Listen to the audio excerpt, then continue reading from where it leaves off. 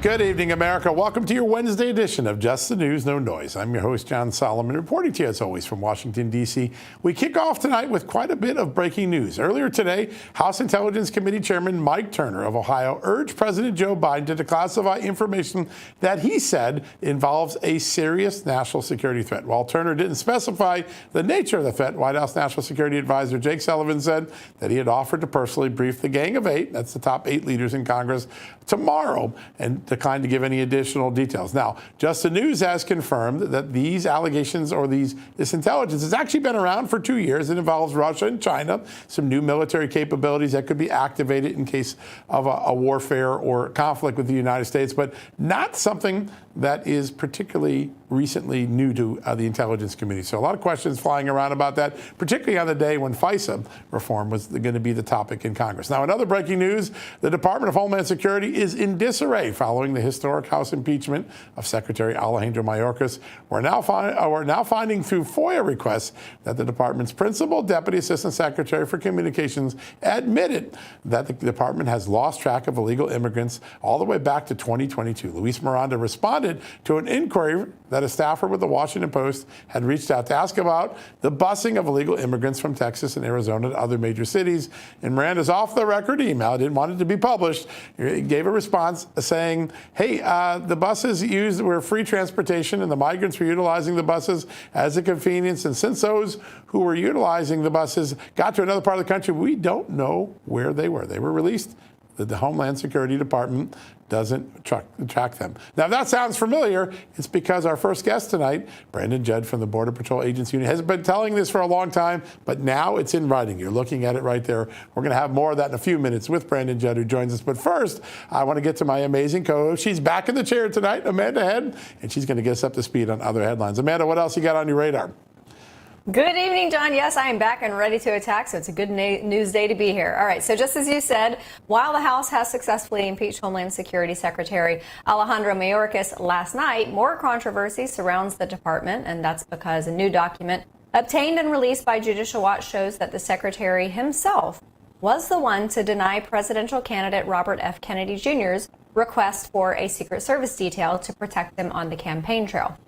Kennedy had asked the Homeland Security to provide him with this service back in May of 2023 when he was still running for the Democratic nomination. Now, he has since switched to run as an independent and is fighting to be listed on the ballot in all 50 states. Now, in some other news, outgoing Biden administration climate envoy John Kerry doesn't think that a Trump presidency will impede the campaign to eliminate fossil fuels.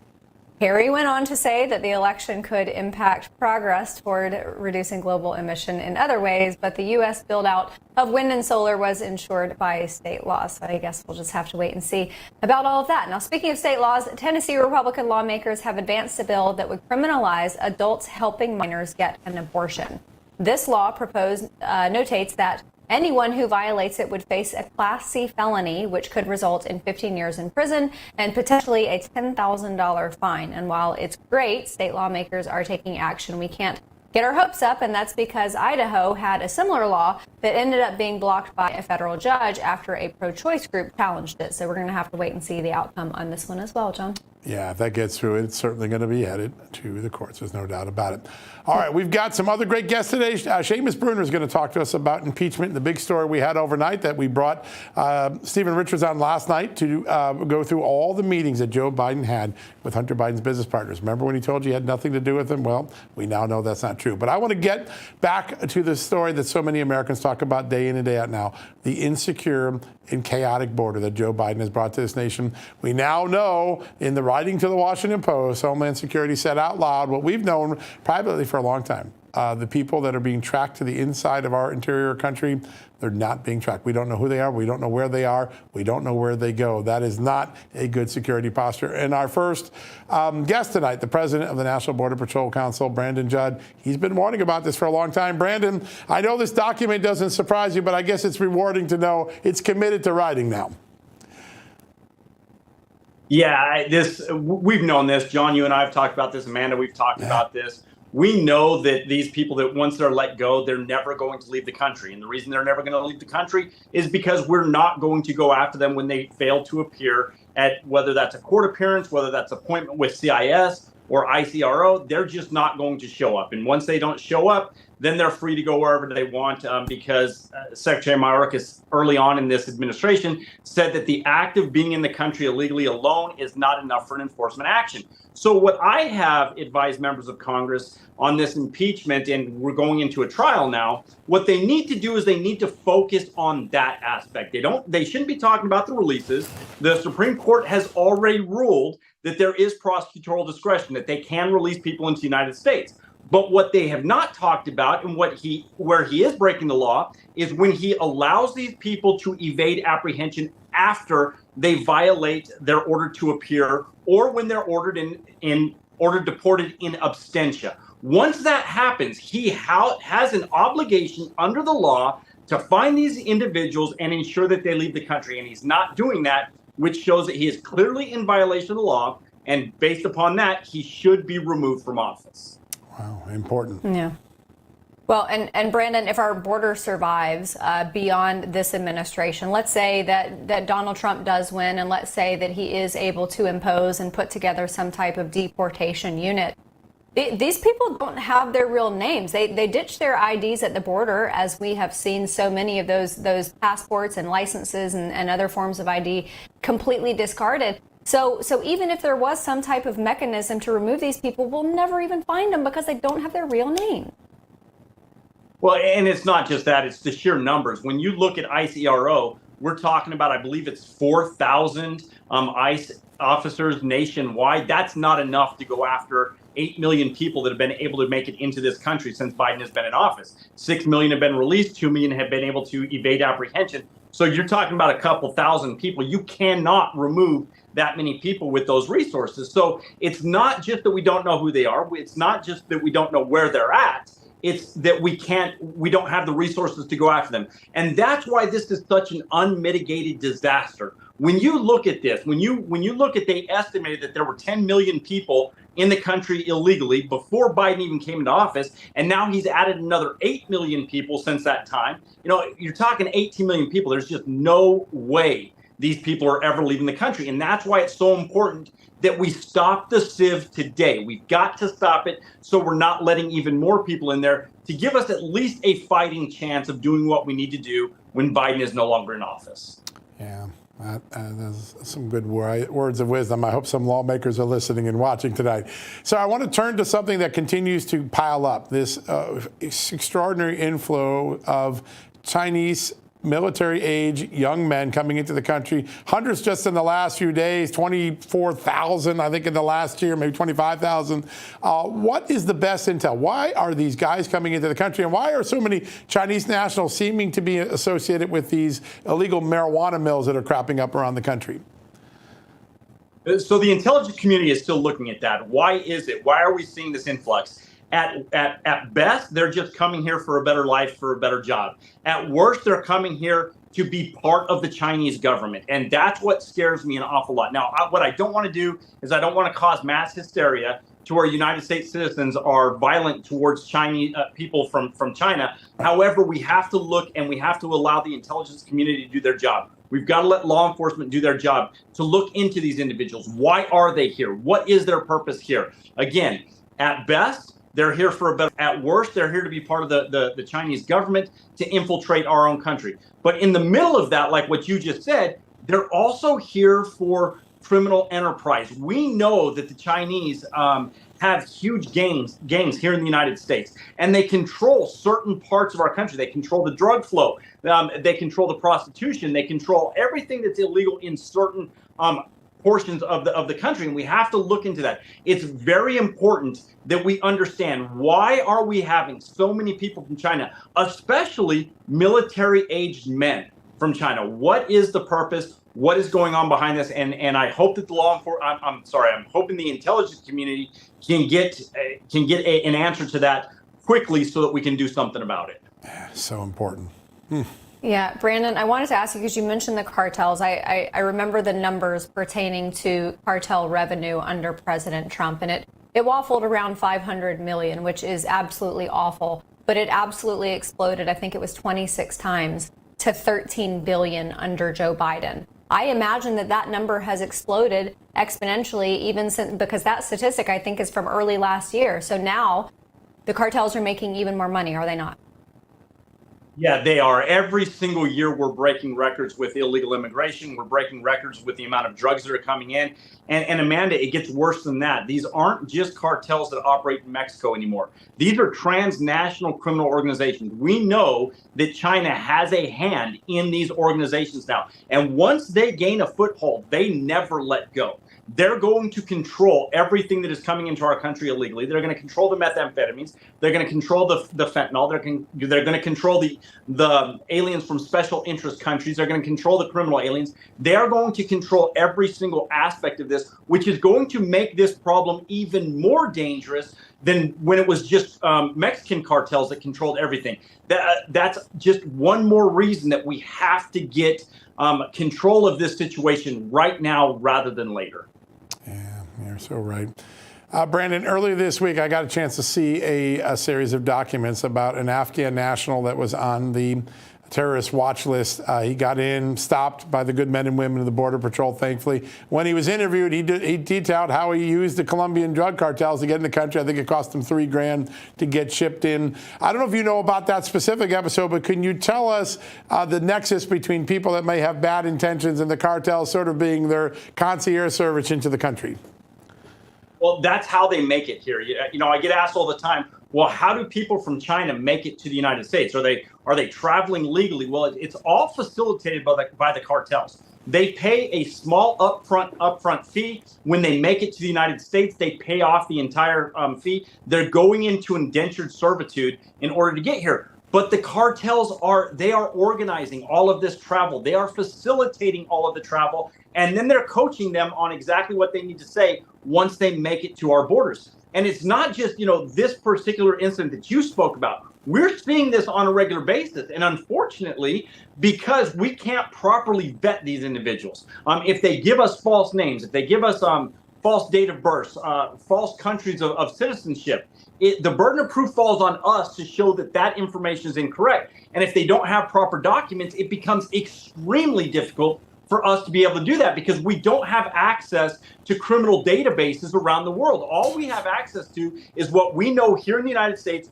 or Interpol hits. Minus that, we have nothing. What a frightening posture. Absolutely. And I guess I'm just trying to find a sunny side with respect to some type of legislation. Obviously, that Senate border bill failed.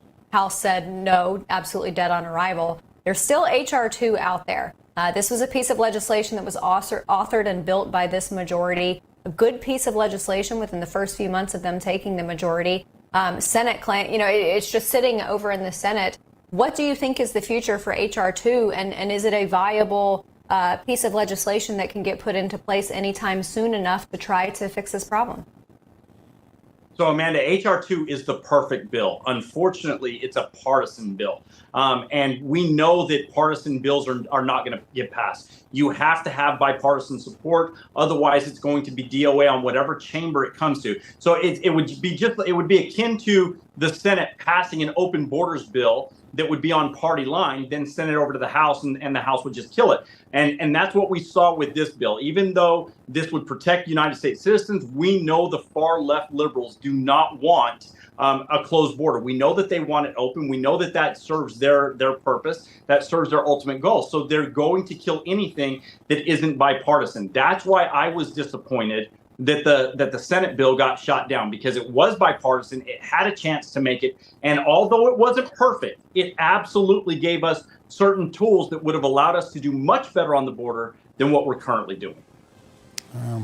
I know the men and women of the Border Patrol, they need Washington's support. They just haven't been getting it for the last 3 years. We're hopeful that something's going to break in that logjam soon. Until then, Brandon, please tell all the men and women of the Border Patrol how much we appreciate what they do every day. They are working in impossible circumstances and doing it quite well. All right, folks, we're going to take a quick commercial break. When we come back, we're going to have Seamus Bruner walk us through all the revelations that you don't know about. Hey, America, did you know that stress may be the reason why you can't lose weight? If you have moderate to high stress, a doctor-formulated weight loss supplement called Lean could be your solution. Chronic stress wreaks havoc on blood sugar, which can cause your body to store excess fat. Stress can also slow your metabolism, which fuels weight gain. And you know all about stress eating, right? And sugar cravings, I know about them. Now, the good news. The studied ingredients in Lean have been shown to help maintain healthy blood sugar levels, help optimize metabolism, and to keep your appetite under control. If your life's a bit stressful and you want to lose weight like I do, add Lean to your healthy diet and exercise lifestyle. Now, you get 15% off and get free shipping if you go to TakeLean.com and enter JustNews15. That's the promo code JustNews15 at the website TakeLean.com. Go check it out, TakeLean.com. Statements have not been evaluated by the Food and Drug Administration. This product is not intended to diagnose, treat, cure, or prevent any disease and is not a substitute or alternative for care from a healthcare provider.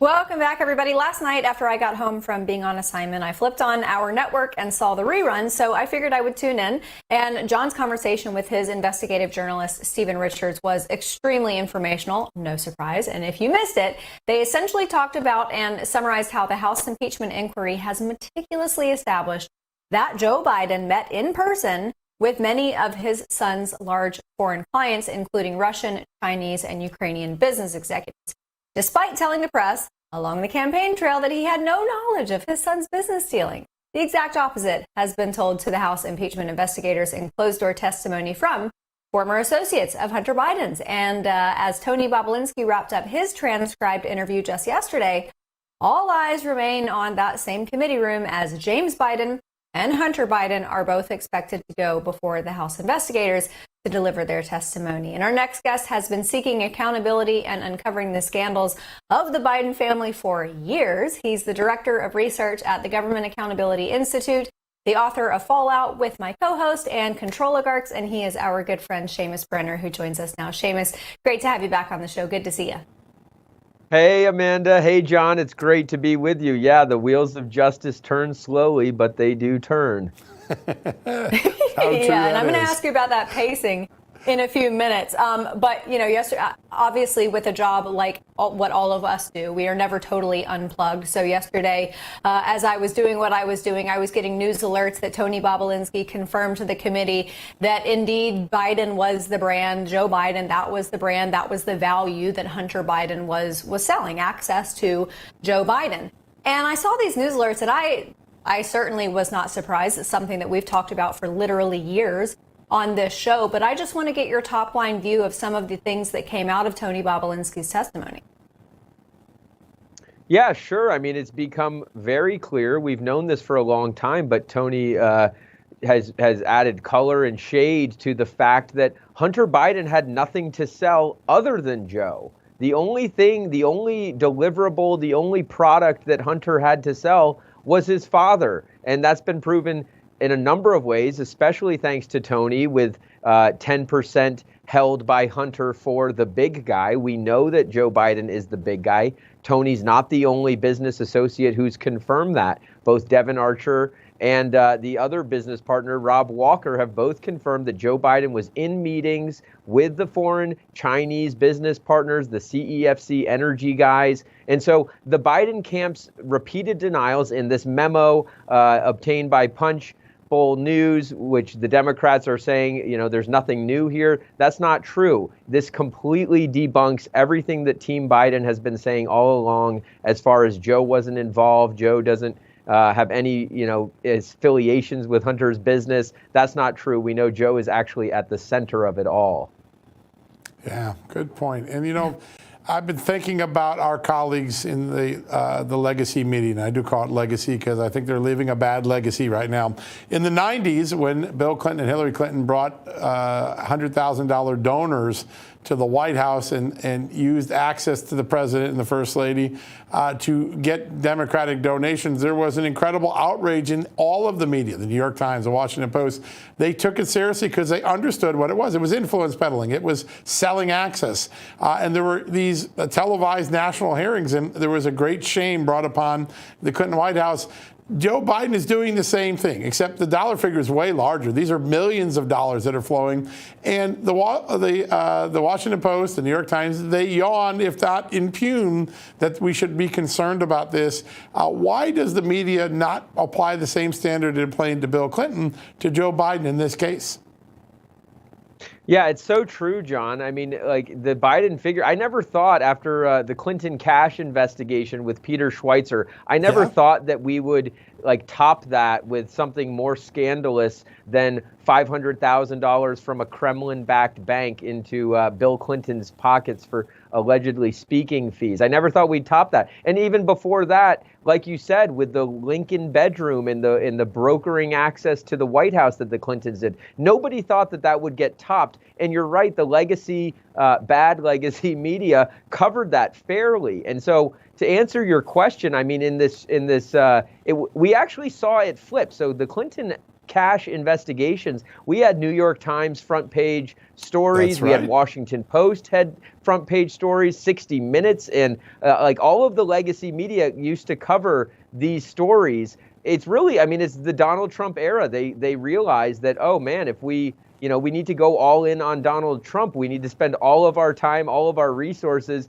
investigating Donald Trump. And if we shine a light on the Democrats, it will actually have a terrible effect, as it did with Hillary Clinton. So I think Clinton's loss, I mean, she was supposed to be Queen Hillary guaranteed. After that Clinton loss, you saw a big turn circa 2016, 2017. And now it's just become a mouthpiece for the Biden administration, repeating every single thing that Biden says credulously, as if he never met with his Hunter's business partners, when we know he met with all of Hunter's major business partners. Yeah.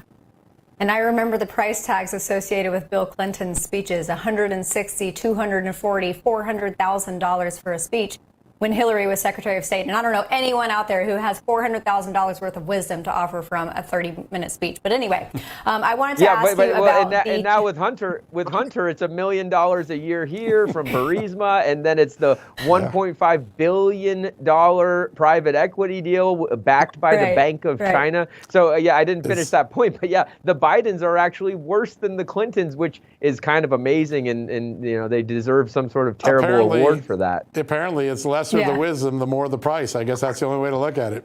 Yeah. Well, guys, I mean, I guess he does have a natural gas background if you consider hot air. Speaking of hot air, we've got two more testimonies coming up, James Biden and, of course, Hunter. Seamus, if you were in that room and you were advising the members of the committee on their questioning, or you were doing the questioning yourself, what would you be asking?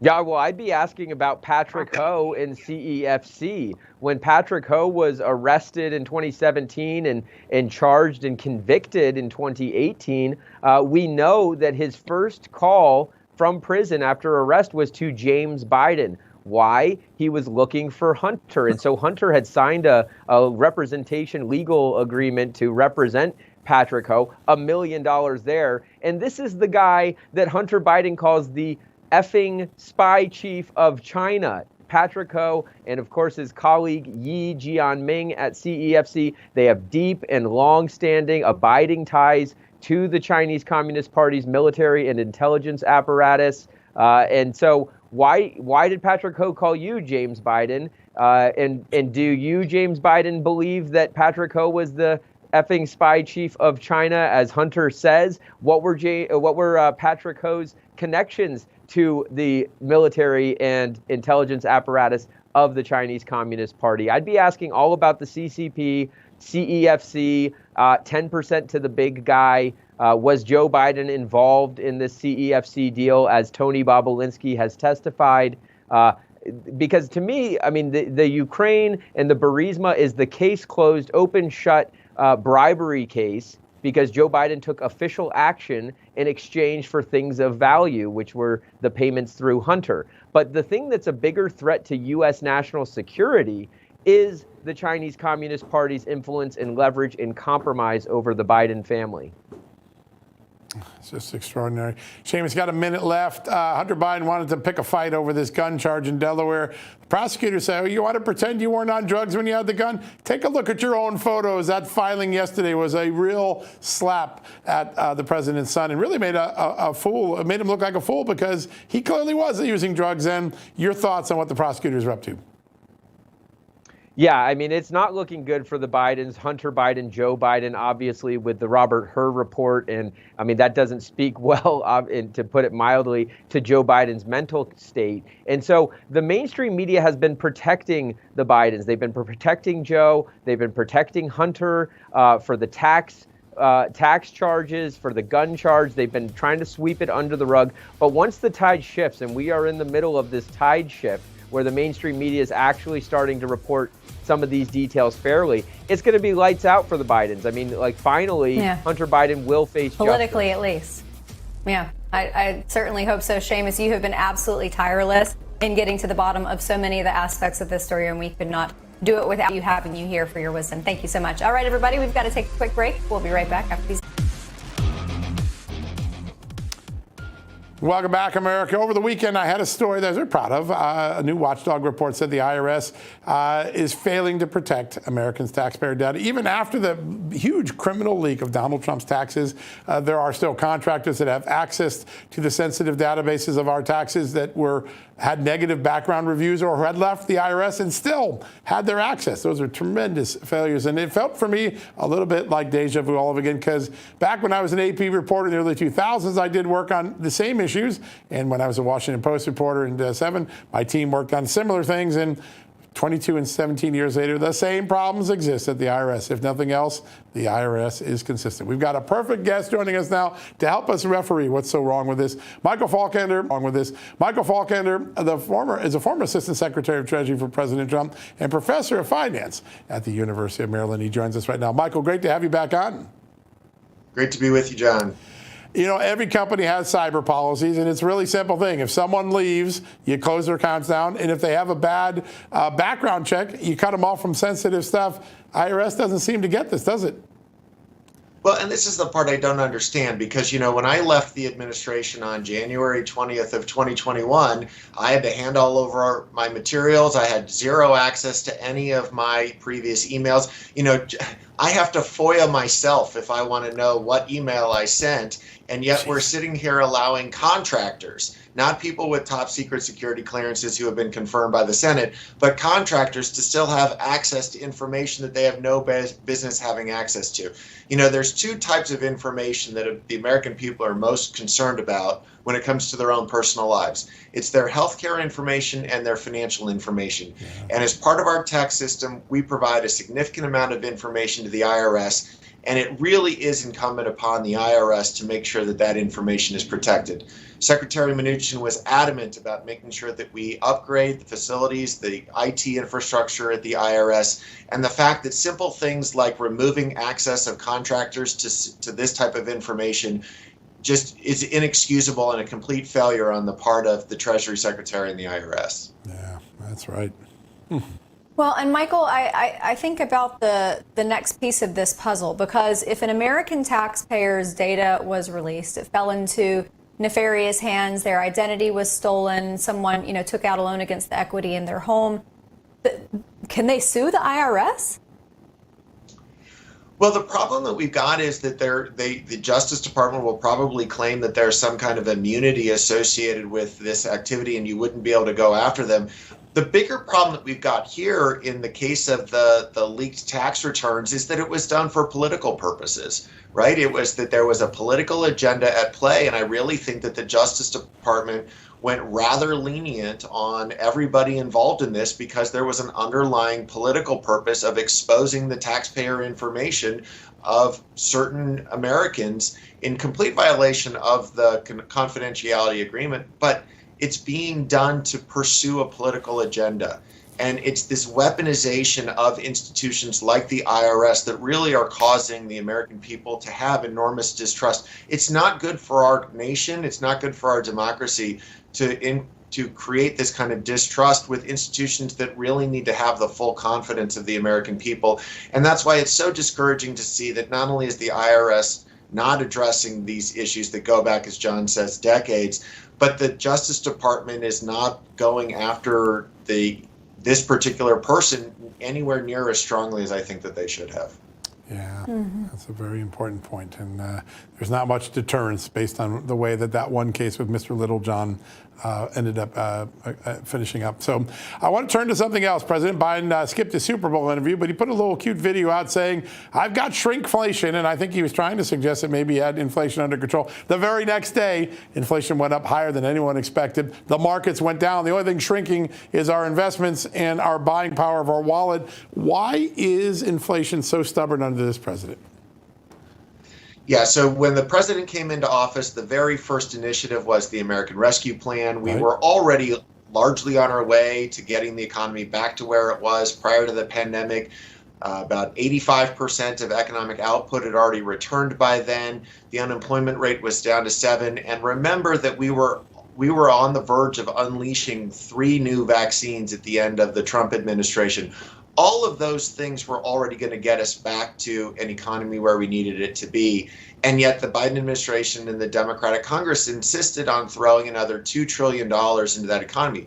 That's naturally going to overheat everything. And we're still dealing with it today. And just so people, I know that the American people are feeling this, but just to put some numbers on it, since President Biden took office, prices on average have risen 18%. Over that same first 3 years of the Trump administration, they were only up 6%, right? When prices are increasing at 3 times the pace that they were under the previous administration, 3 times the pace that the Federal Reserve policy calls for, it demonstrates the fundamental failure of Bidenomics. And so even though price increases are slowing, they're still increasing, right? So instead of going up at 9% a year, they're down to about 3%, but they're still rising much faster than the American people can handle it. That's why they're seeing the depletion of their savings. It's why we're seeing credit card debt take off. And the other problem is that once inflation gets into the system, it's really hard to get it out. It lingers, it finds its way into the increases in wages that people demand. And to the extent that people think inflation is going to be high in the future, they're going to demand high wage increases in order to offset it. And that just sets the standard for next year's inflation. So it's going to take a while. If we get back to the 2% target, it's going to take a little bit longer. And that's why the Fed is not declaring victory yet. And that's why I think it's entirely premature for the market to think that we're going to have significant rate cuts. Yeah, I certainly.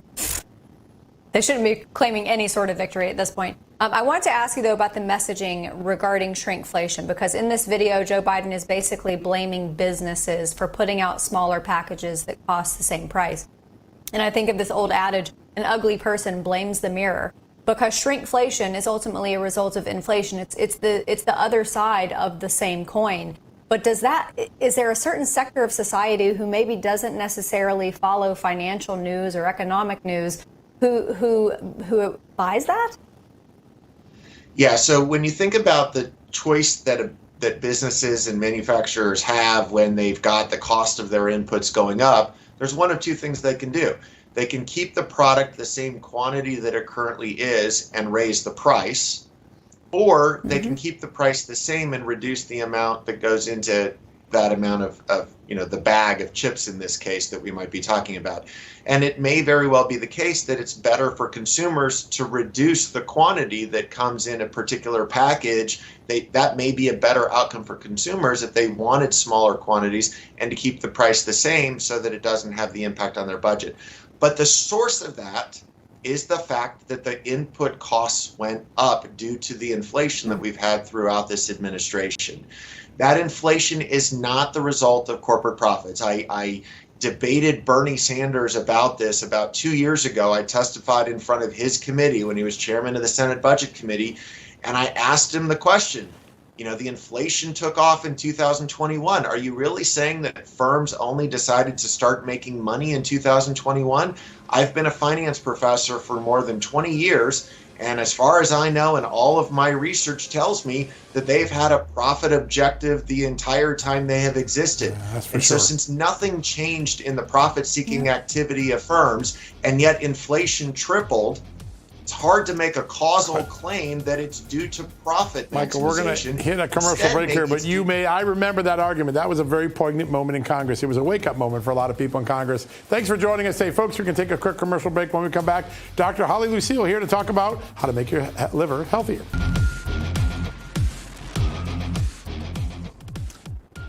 Welcome back, America. This next segment is a must-watch for anyone struggling with fatigue or low energy or struggling to maintain a healthy weight. There is a serious and, by the way, silent epidemic called fatty liver that is sweeping our nation. And with great thanks to Pure Health Research for sponsoring this next segment, we get to have Dr. Holly Lucille on to join the show and tell us a little bit about this epidemic. It's something I didn't know about until I started taking my health seriously a year ago. And boy, what an education I got. Dr. Lucille, great to have you back on the show. It's always great to be here. Thank you so much. I am so much more educated thanks to our great partnership with Pure Health Research. I didn't appreciate what the combination of all the sugar intake I took did and all the other things I throw at my liver. Tell everyone a little bit about the fatty liver crisis that this country is facing right now. It's unbelievable to me. So let me just talk to you from my clinical experience. People will come in to my office, and it's the same thing. Can't lose the weight no matter what they are doing. They have this protracted fatigue. So we run some tests. I have a good clinical acumen, good clinical hypothesis. Look, liver enzymes are elevated. These are people that don't even drink alcohol. What is going on? So usually I send them for an ultrasound, and that's where we find this fatty liver, right? What is that? Just what it sounds like. It's fat that builds up not only around that very incredible important organ that we have, but all the liver cells itself, and it diminishes its capacity to do the over 500 key functions daily for us. And so, you mentioned, sugar. That's a big thing because fatty liver is happening not only in over 100 million adults that they don't know, also in children too, because alcohol, yes, other pollutants, yes, food additives, yes, can contribute to this, but sugar is a big culprit as well. Yeah, we're all suckers for a sugar diet, that's for sure. Especially on Valentine's Day. Yep. I wanted to ask you about the name of this, fatty liver, makes me think that it only happens to people who are dealing with weight issues. But I don't think that that's necessarily the case, right? You're right. You're so right. It is often the case because when you have a fatty liver, you can't shed that belly fat. But you can be thin, stick thin and still have this fatty liver. The National Liver Association says over 100 million people have fatty liver and they don't know it. And it's, I always say that adrenal health used to be sort of like the big health crisis that lay people would start to really understand and know more about than they ever should back in the day, about 5-10 years ago. Now I have to say we've got to focus on our liver. And I think that's where Pure Health Research comes in and their best-selling supplement, the liver formula. Yeah, no, there's no doubt. And I started a year ago using this. This is such an important thing. Before I started using it, I wanted to really do a lot of research, and I came to understand my diet was full of sugar. I wasn't a very healthy eater. But I also didn't, when I first started changing my diet, I said, well, this looks healthy. I don't see the word sugar in there, so it must be okay. And then I found out, well, there's like 56 names. They're all disguises and aliases for sugar. Tell us a little bit about how the food industry hides all the sugar contents in a lot of our popular foods.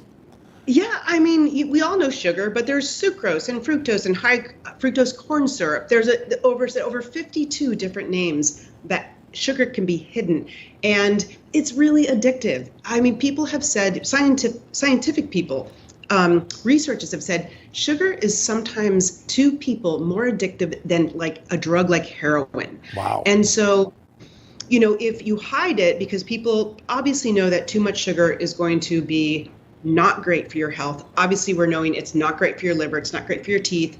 It's empty as far as calories are concerned. Empty meaning there's no nutritional value. It's contributing to this fatty liver.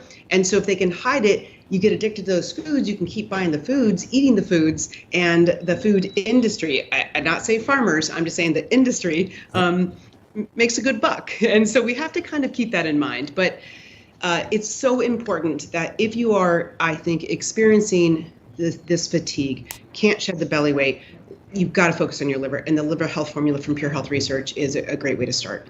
Yeah, no doubt. That's awesome. Dr. Lucille, I think that Americans, thankfully, are becoming more cognizant of the damage that sugar wreaks on our system, the havoc that it wreaks on us. And I don't know, maybe that's because of cancer research connected to sugar. I'm not sure. But I do know that even people like me who love sugar, I love that white sugar, I love baking with it, but I started switching it out, at least in part, with things like monk fruit. Am I doing anything good, or is it just making me feel good? No, I think you're doing great because so monk fruit or stevia, those things that are really sweet, it can satiate that sweetness on our palate that we want and we're used to, but you don't get the devastating effects from spiking your glucose all of the time and creating to insulin resistance and metabolic disease. And I think that's exactly where that cancer research comes in. And to think about 500 different functions of the liver, 5 of them affect how you look and feel. Weight, it controls your entire metabolism, energy levels, because it's so important removing toxins, cognitive health as well, hormone health, including cortisol and insulin, what we were just talking about, and cholesterol levels. It's so important to have healthy cholesterol levels. Cholesterol is so important. We don't want to give it a bad name. It kind of is responsible for all of the membranes in all of our cells. And so, again, 5 different functions. And if that liver is fatty and it is non-efficient in doing those functions, then you're going to look like it and you're going to feel like it. And I think that's what's been showing up in the research. Oh, yeah, there's no doubt about it. Dr. Lucille, because of this great partnership, we've set up this URL, getliverhealth.com/justnews. Tell us what liver formula does. It really is remarkable. We've got about a minute left. I really want people to understand how it changes your health. Research, the way that they create formulas, science-backed, right here in the United States, natural ingredients, promotes every aspect of liver health. Artichoke extract, just one of them. Turmeric, beetroot, helps reduce that fat deposit, fight free radicals, also flush out harmful toxins. It's an incredible formula. It's their best selling. It's helped over 200,000 people, 1 million bottles sold. I'm really excited about it. Every time I look at a formulation from Pure Health Research, I'm like, they got it done and they got it done right. So I'm super excited about it. Yeah, one of the things I noticed, I got about 20 seconds, but I started sleeping better once I started taking care of my liver. I didn't expect that. Is that one of the side benefits? Yeah, so in Chinese medicine, from 3 to 5, if your liver is overacting, you will wake up and you're like, why am I up at 3 o'clock in the morning? 3 o'clock to 5 o'clock in the morning, and then usually can't get back to sleep. So then poor sleep contributes to that fatigue, nothing we want. So let's take care of our livers. I couldn't agree more with you, and I have, and I tell you, this really works, folks. Go to getliverhealth.com/justnews today to try the health formula risk-free. On that website, you'll receive a free bottle of their nano-powered omega-3 formula with your qualifying purchase as well. So go there today. Doctor, thank you as always. We love having this conversation. We are so much smarter after we're done with it. All right, folks, we're going to take a quick commercial break. We'll be right back to wrap things up after these messages.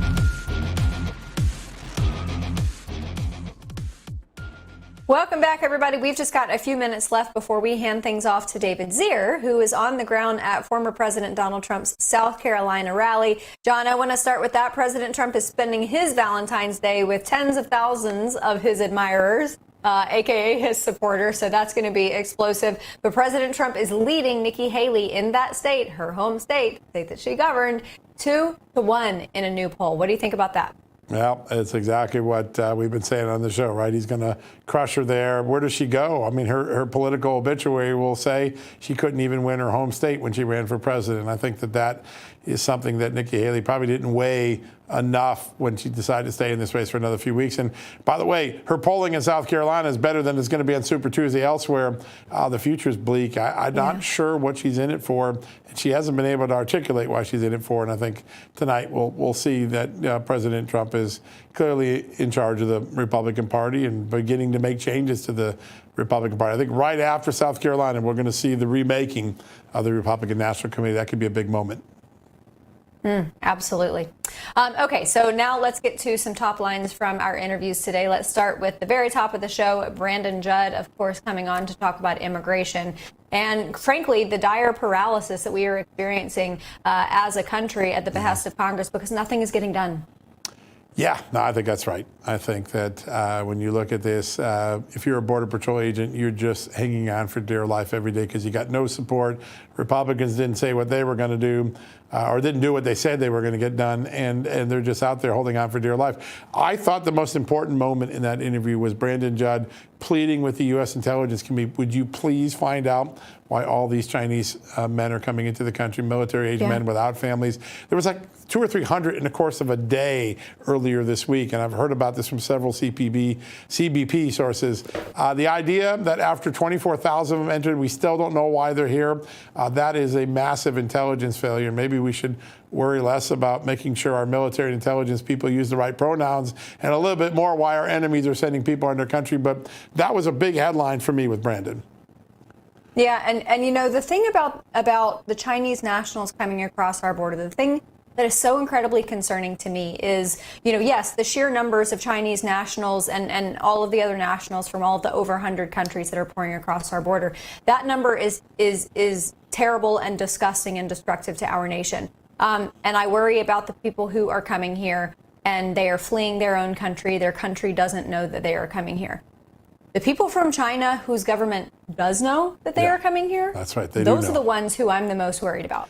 Yeah, listen, every person I've talked to, the FBI, the CIA, they're all worried that no one can provide an answer, and I think that ought to be concerning to us. It isn't a coincidence. You would see any other country, you know, there are families with kids. There's a variety of people coming. China, it's just all young military-age men, and the idea that Joe Biden hasn't got to the bottom of it is, I think, in many ways, a dereliction of duty. I think that's why you see Brandon Judd so emphatic about getting the intelligence community. Get off your duff, figure out what's going on here.